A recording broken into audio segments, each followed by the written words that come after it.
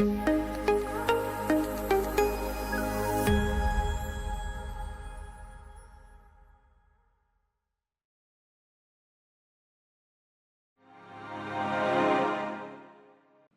to Diversity, a vibrant podcast brought to you by the Confederation of Indian Industry and Avtar, celebrating 25 years of powering workplace cultures. In this series, a fortnightly one, we are going to be meeting, interacting, and exchanging thoughts with some amazing professionals, individuals, people whose belief in the power of culture actually has seen them do some amazing work. In today's episode of Diversity, I'm delighted to bring to you Pratik Mehta, CHRO at Mahindra Susten and Teqo. Pratik, wonderful to have you with us here on the show. A very warm welcome to you. Thank you so much. Pleasure to be here and really excited about this conversation. Thank you, Pratik. Pratik, we were going through your profile. We do a bit of research. And I was really taken, aback by the extent of learning that you've done. You have, in your professional journey, which, by the way, very interestingly, you have begun with an engineering degree, okay, from the University of Mumbai, then gone on to London School of Economics, where you have pivoted into HR. And then, of course, it's been a long series of empowering yourself, equipping yourself. There's the Sumeda's, Academy for Human Context Work. There's the ISABs, very interesting, and we must talk about it. There's, of course, what you've done with the International Transactional Analysis Association. There's the whole neuro-linguistic programming work that you've done, topped by the Harvard Business School program via the Mahindra Universe. I wanted to ask you, have you always been a precocious child, Pratik? Have you been a class topper in school and so on and so forth? Tell us a little bit about that. So before I tell you a little bit about that, and what I haven't put up on the LinkedIn profile is I'm also a part qualified chartered accountant. But we will come to that when we come to that. Was I a precocious child when I was growing up? I think my mother will be best placed to answer that. But the reality is, I don't think I was. I got diagnosed with dyslexia and a speech disability somewhere in my second or third standard. I don't think my parents fully understood what that really means. I mean, they understood the speech disability part of it because I have a stutter. I continue to have a stutter even today. But I don't think they fully understood what dyslexia really means. So I think for the longest part of my early years, I was actually in the top five from the behind. So in a class of 45 students, I'd probably be ranked number 35 or 30 or 27 or 42 or whatever else, So what changed for me really was in my ninth standard. I ended up meeting with a teacher, Professor Anita Prasad. She was my tuition teacher. I still love her to bits. What she did was she taught me how to learn. And I think there's a fundamental difference there because I find it very difficult to learn like most other people do. If you put me in a classroom setting, I'm not going to be able to learn much. So I learn very differently. She taught me how to learn. And when I learned how to learn, I realized that I can pick stuff up really fast.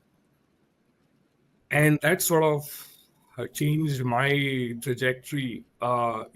And it continues to sort of serve me even now in this, at this stage of my life. So what I learned when I was probably 13 or 14 years old is serving me as I'm 41 now. Um, but had she not made the investment back then in terms of how to teach me or how to teach me how I should teach myself, I don't think I would be where I am today. Thank you, Pratik. Thank you for sharing that. Well, I can relate to that because my son's dyslexic too. And you hit the nail on the head when you said my parents didn't know what it meant. And for the longest time, I didn't know what it meant to raise a dyslexic child and how to kind of, help him understand. And you beautifully said, how do you learn how to learn? How Yeah. do you, figure out what it means to absorb that knowledge? And, it's quite beautiful and karmic and wonderful to see how you then became the head of Mahindra Leadership University, teaching so many people how to learn, teaching so many people, what it means to probably figure out where you are lacking and where that input needs to go, which is very specific. I mean, that's just simply incredible. So this move from being unsure of yourself, then figuring out how you learn and making that thing clear in your mind, then making a mistake in a manner of speaking by getting into engineering, and then pivoting into something else. With this kind of a background, how did it come naturally to you to be a consultant, to actually advise others? So, okay, so let's take a step back, right? When I moved out of LSE, when I finished my education in LSE, I needed a job because my dad had paid a fair sum of money to actually put me through school, and I needed to pay him back, or rather, I wanted to pay him back. And I started applying to various places, and I think I got rejected by maybe 25, 26 companies. Eventually, KPMG selected me, and the place which I got selected in, the department rather I got selected in, was tax. Oh, Okay, so I was like, yeah, that's fine. I'll take it up. I need the money. I mean, I'm being very real in this conversation. I needed the money. I mean, I have a house to run. You can't, at that stage of your career, you can't be picky and choosy. You have to be practical. So I took that job up. Um, and KPMG said that, look, we would love to have you as part of our team, but we need you to also be a chartered accountant, and we'll pay for your tax degree. And that's how CA happened, by the way. Okay. And because I'd started to like studying, I was like, yeah, great. I'd love to learn more. So here is a great firm who's ready to invest behind me and teach me something. And I got a chance to learn CA. I did want to be into consulting right out of LSE. I did want to get into consulting.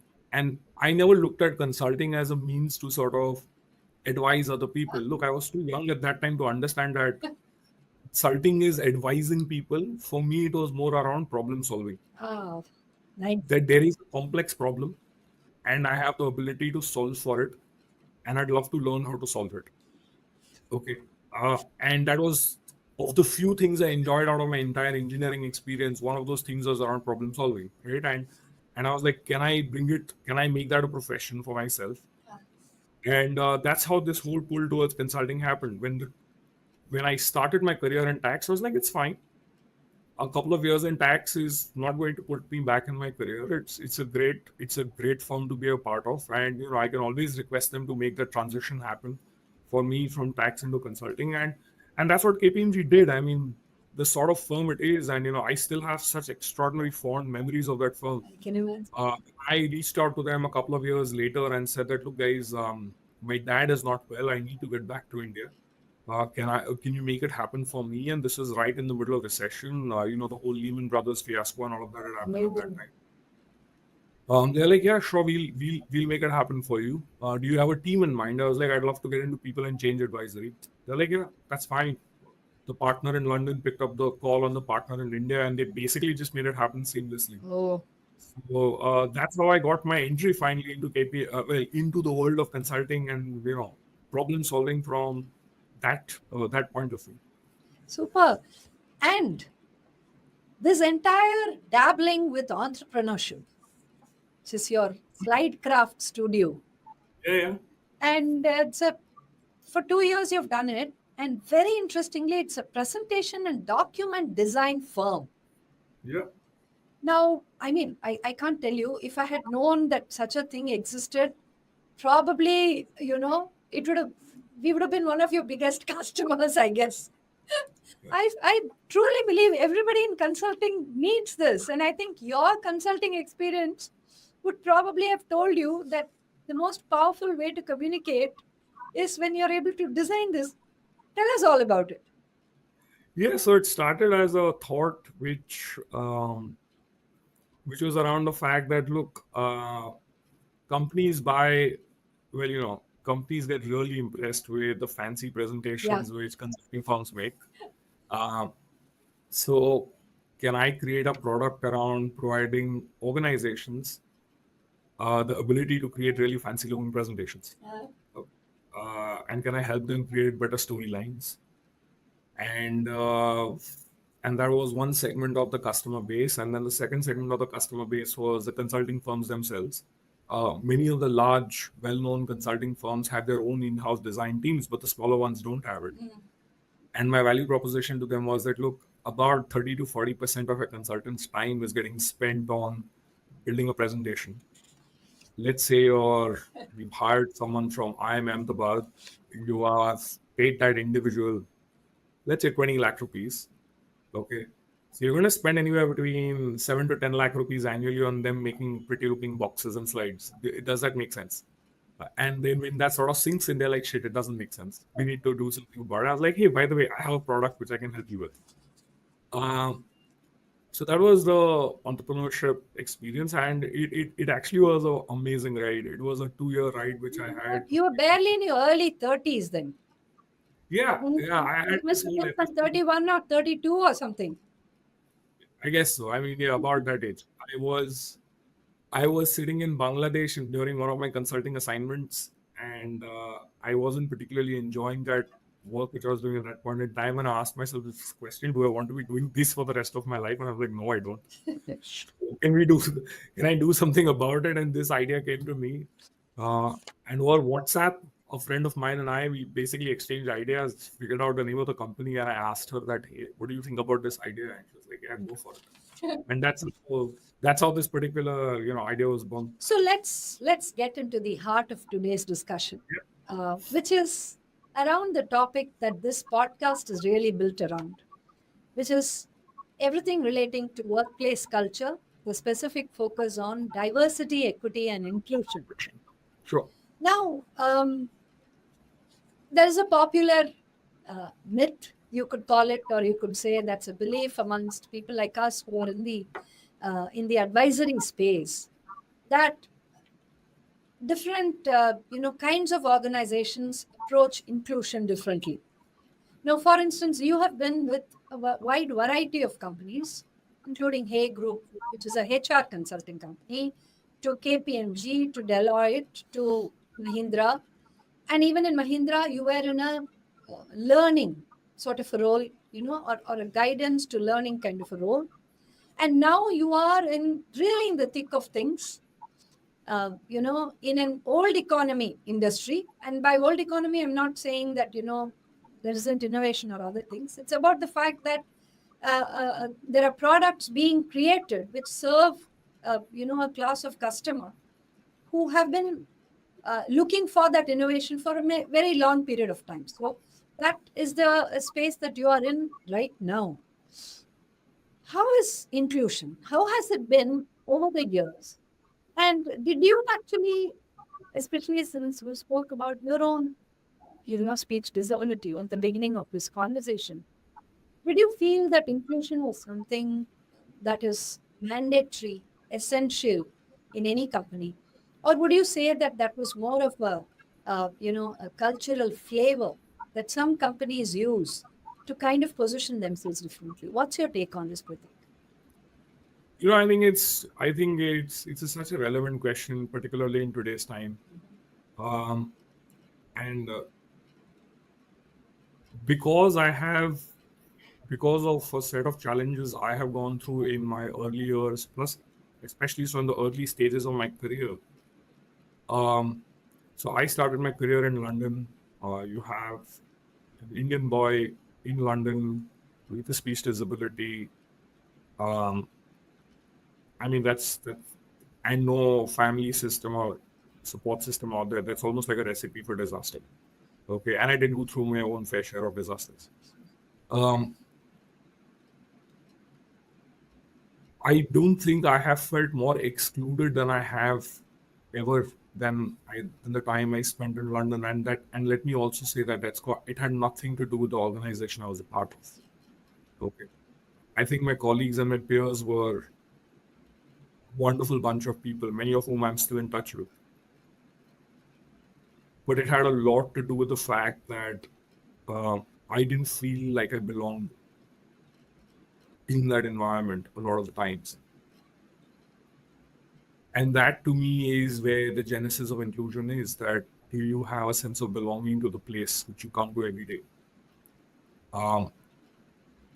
Do organizations today maybe eyewash inclusion as a concept a little bit?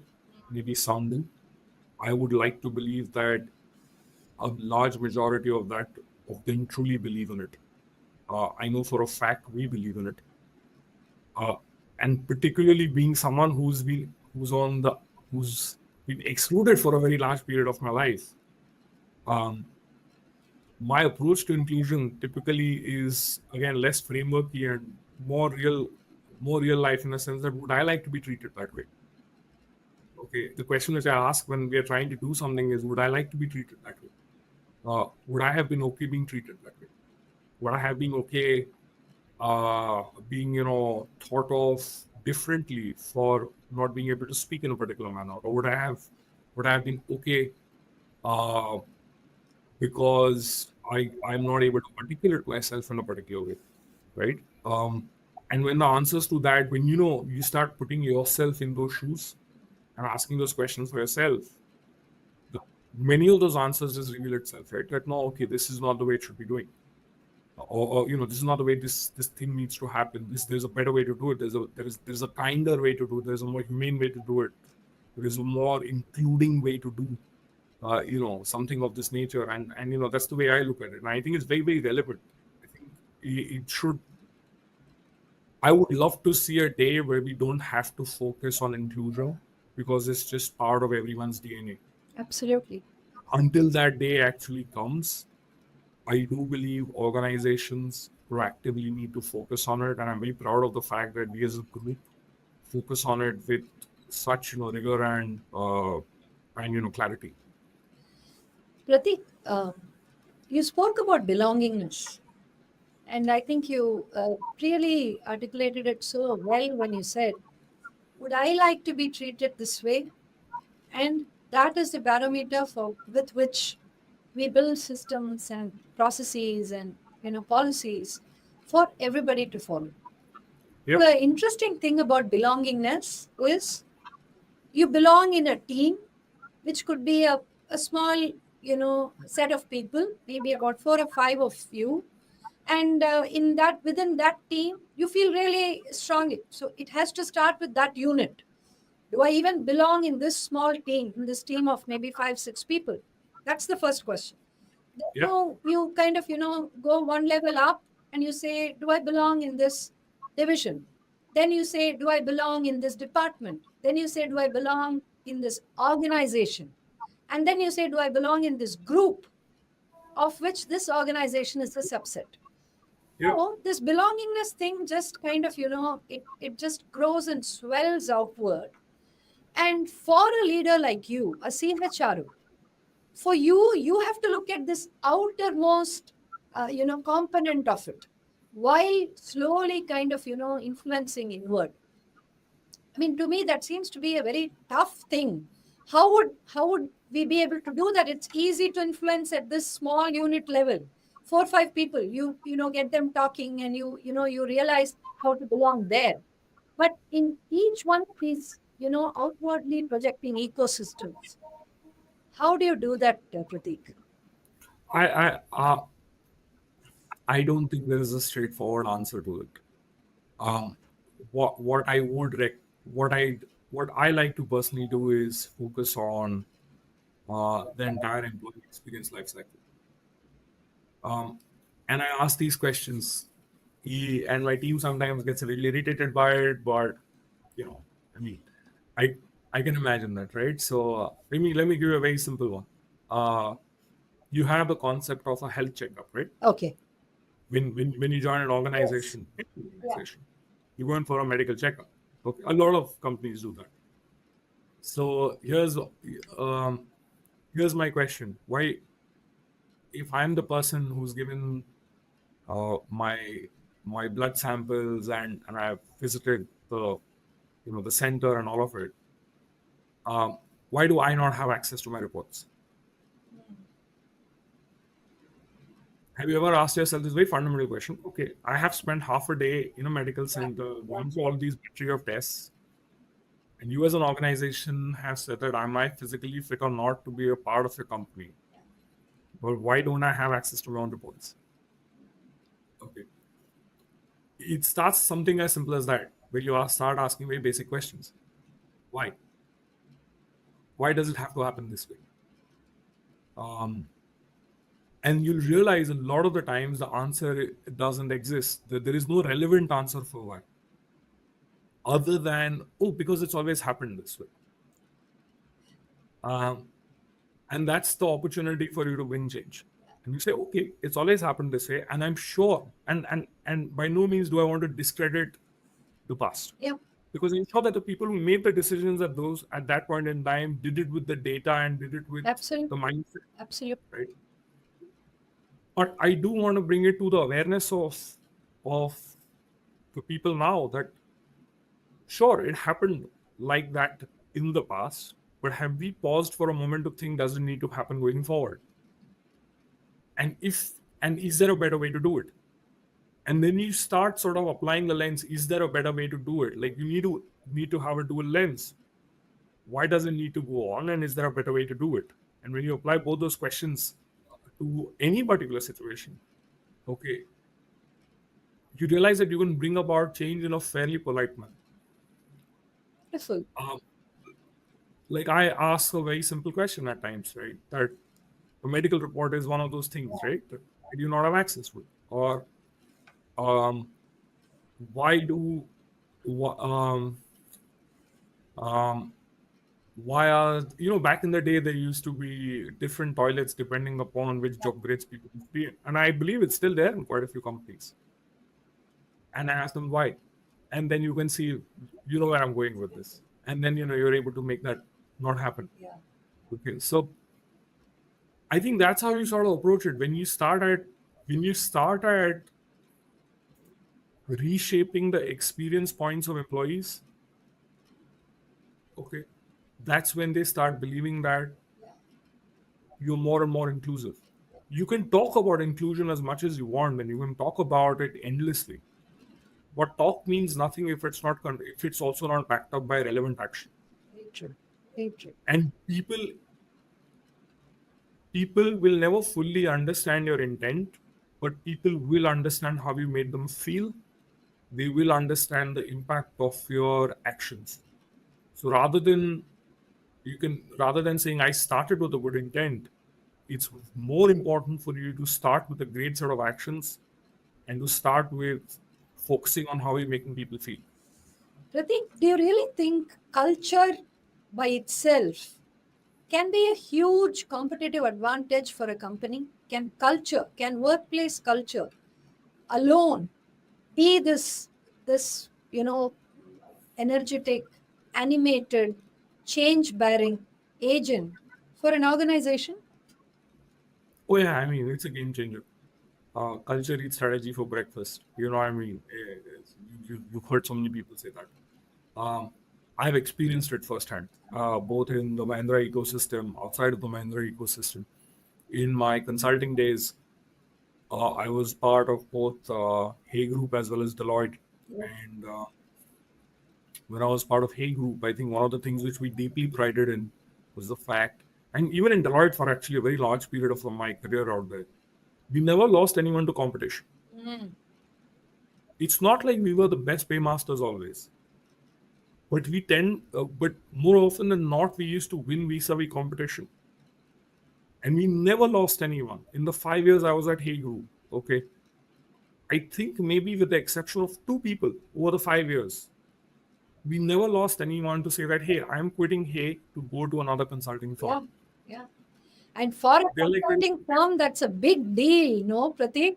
Because that's that's a big, where your entire knowledge sits. And for them to exactly. take it and go to a competitor, and if that's prevented by culture, Yeah, wow. absolutely. Absolutely. Yeah. Even today, when I look at the Mahindra ecosystem, right? I look at Susten, I look at Teqo, and we are on we are almost on a vertical growth trajectory in both of our businesses. And you'll be surprised that a large percentage of my new hires are actually rehires. Oh, People who've left us, experienced another place, and then said, hey, look, you know what? That was a good experience, but यहाँ का culture अलग है. We want to come back in and make it happen. So the a large percentage of the people who come back, or rather who join us, yeah. are joining us again for a second time. Okay.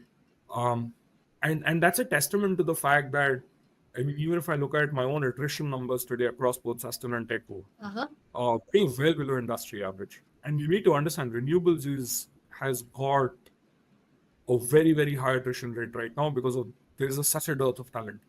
But nonetheless, I believe our culture has kept a lot of our teams intact and has attracted a lot of people, has brought back home a lot of our folks who had decided to part ways and try out other organizations, and we welcome back again. And I would credit our culture to that. Mahindra Group. I mean, first of all, you have such a stylish, iconic, absolute, rock star of a leader out there who kind of, sets the tone for you right at the top. But besides that, the whole focus on building a nation, which is something that constantly comes together, when it is the Mahindra Group, and the focus on you know, pulling up the underprivileged, on making sure that they get a better life. How do you see this happening, in the two organizations that you are CHRO at, Susten and Teqo? So I couldn't agree more with you. Anand Mahindra, as well as Dr. Anisha, both of them are so proactive when it comes to nation building and nation first as a mindset. Yes. Dr. Shah was president of FICCI, just up until recently. Anand Mahindra is, iconic. I mean, you need to be living under a rock to not know what Yeah. the stuff for the nation. Absolutely. Yes. And the beauty is that this percolates down into all of our businesses. Like when somebody asks me, what do you do? My straight up answer is, I electrify India. Okay. Yes, I'm in renewables, but my job is to electrify India. Okay. And I feel an immense sense of pride when I say that, right? I'm getting goosebumps even now as I say that, right? I mean, that's your job.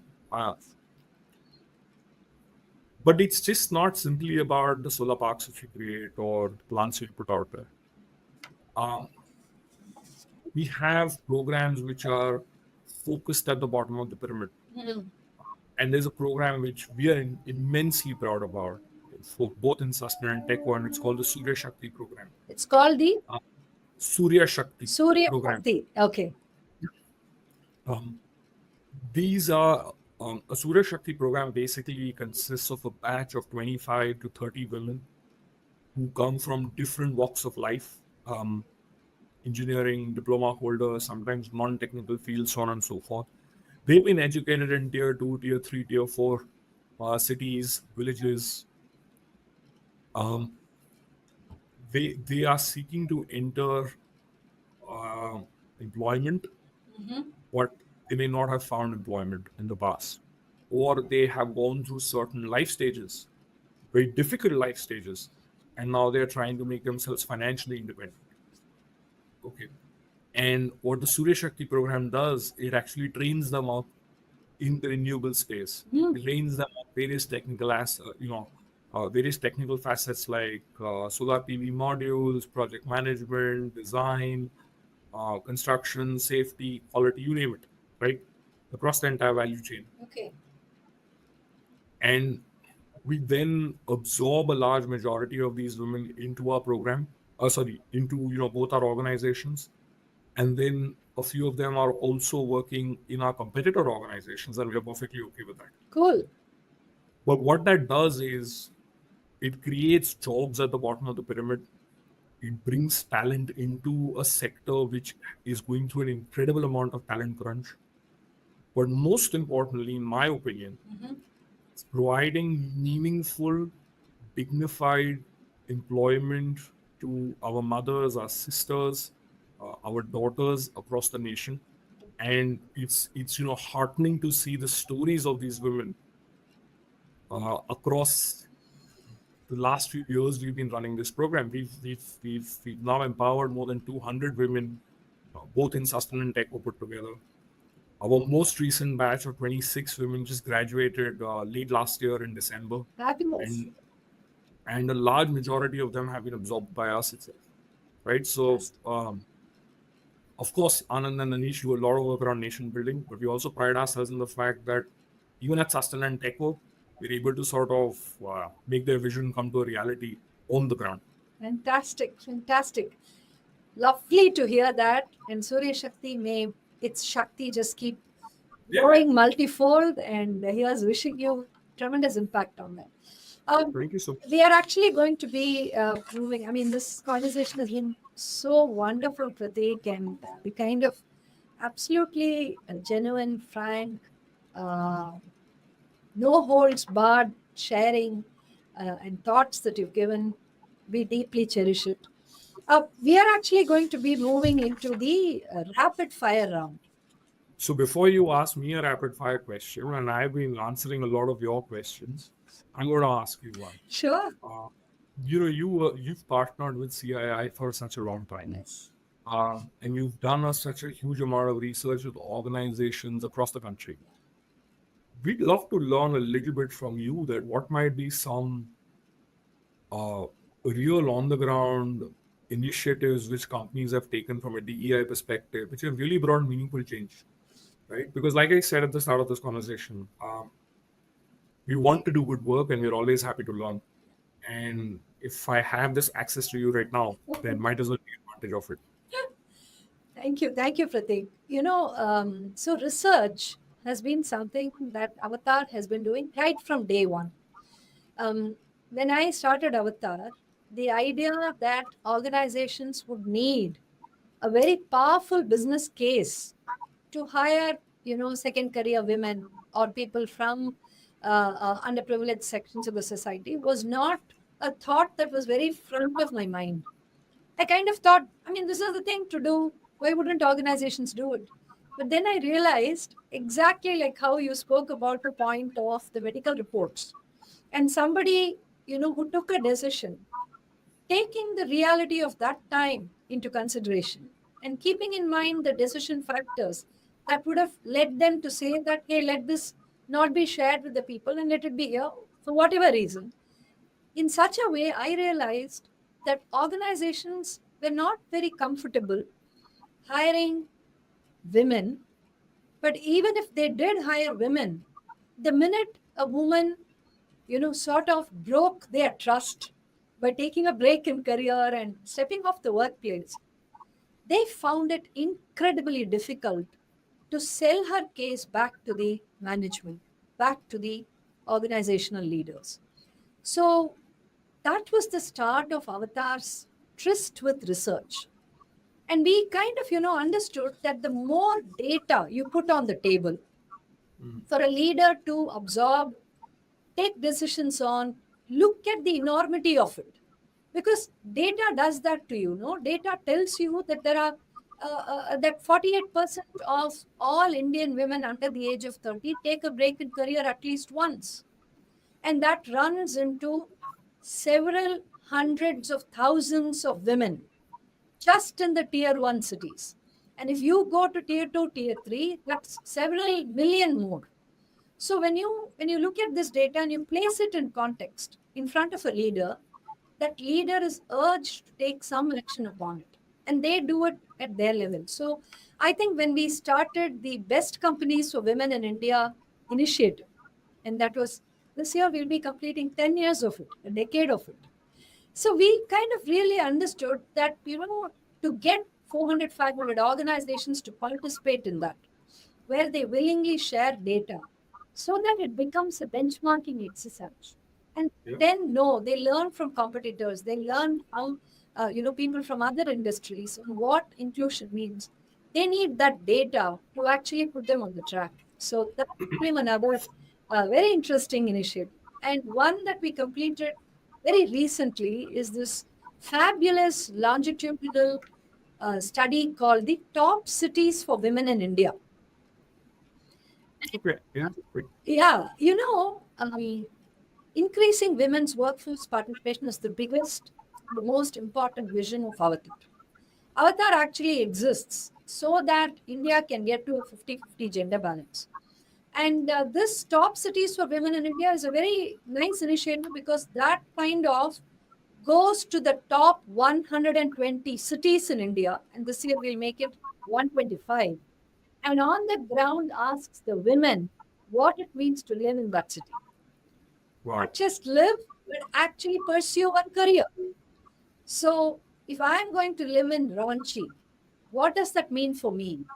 Would I be able to pursue a career in a particular field?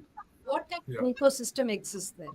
If suppose I want to live in, Dharwad, and I'm taking a decision, either to marry somebody that's there, or to move because my organization is offering it, or because I kind of look at it as a place in which I want to settle, is that going to be a welcoming city for me? So we published that on the 8th of January, this year, 2025. That's the third edition of the top cities. And that research has now got a lot of mayors, a lot of secretaries, a lot of even CMs of certain states actually download the report, and we have the report on the site. So then we know who's downloading it. And it's very interesting to see that people are, so excited about this data make India a Viksit Bharat. So I think that's just what we do from our side. Pratik, thank you so much for asking that question. I know these sound like fantastic studies, and we should catch up offline just to understand the findings a little bit more. I mean, this sounds really interesting. Thank you for sharing. Thank you, Pratik.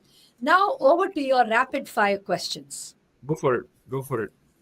Your biggest learning in your professional journey so far? Ah, do the right thing. Stand up and do the right thing.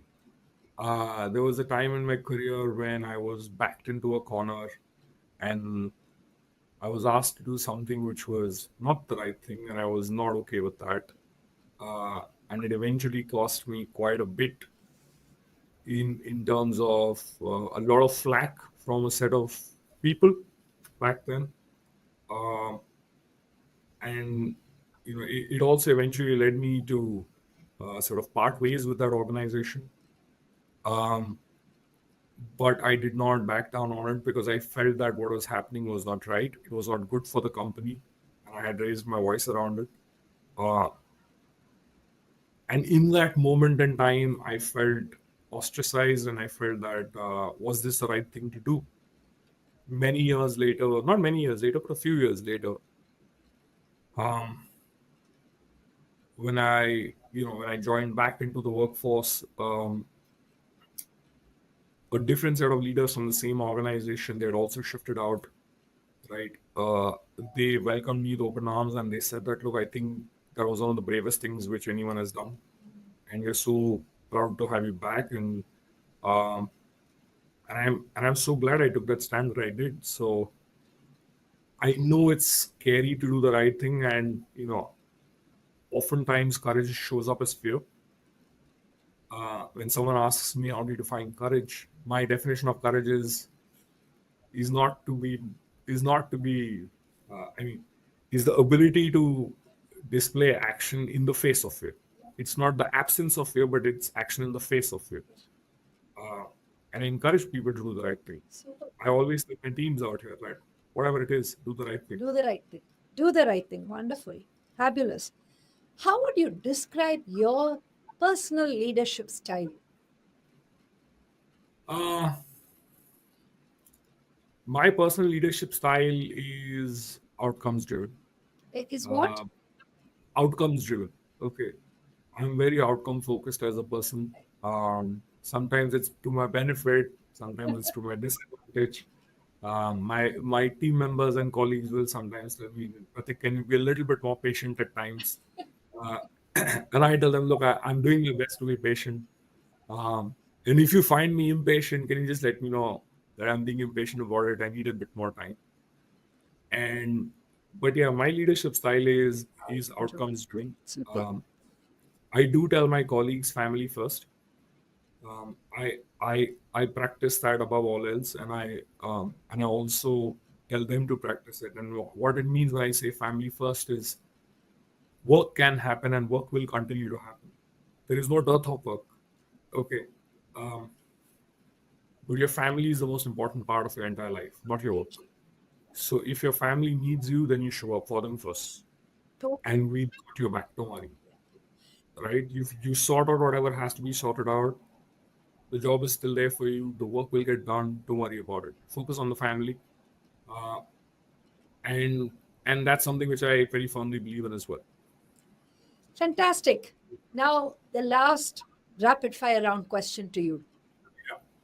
Your favorite childhood memory? My favorite childhood memory is one where, and it's not as much as a memory because it even happens till now. But in Gujaratis, we have a concept of a Sunday lunch, and my mother makes this particular sabzi. It is called Gathiyanu Shak. Okay. Gathiyanu Shak with white rice in huge quantities. Okay. On a Sunday afternoon lunch, followed by sleeping in our lap. Mm, And that's a perfect Sunday for me, and that's a perfect memory for me. And of course, along with that, Gathiyanu Shak and white rice is shira, or halwa as we call it in North India. yeah, as yeah, well. yeah. Yes. Yes, those three things is heaven when my mom You're makes it. making my mouth water now. Yeah. Yeah. So when my mom makes it for me, it's the best thing out there, and we continue to do this even till now. Not every Sunday because I can't eat that much as I used to earlier, but it's the most precious memory which I have, and it's the most precious time which I get to spend with my family. Oh, wonderful is that. Thank you. Thank you, Pratik. Oh, this has been such a gorgeous conversation. And Thank you so much for your time. I really appreciate this opportunity. It's been an absolute privilege to have this conversation, and best of luck to you for this you know for this series of episodes. yes. Thank you. Thank you so much, Pratik. And here's wishing you tremendous impact, Thank you. tremendous outcomes, great leadership, and truly leaving a mark entirely yours on the world. Thank you so much. Thank you. Appreciate it. Thank you. Have a good day. Thank you. So, folks, that kind of brings us to the end of this episode of Diversity. And, just like it inspired me, it enlightened me, I'm sure it would have done the same to you. Stay tuned as we bring you more such conversations with incredible leaders who have these no holds barred chats with all of us. Thank you and stay tuned.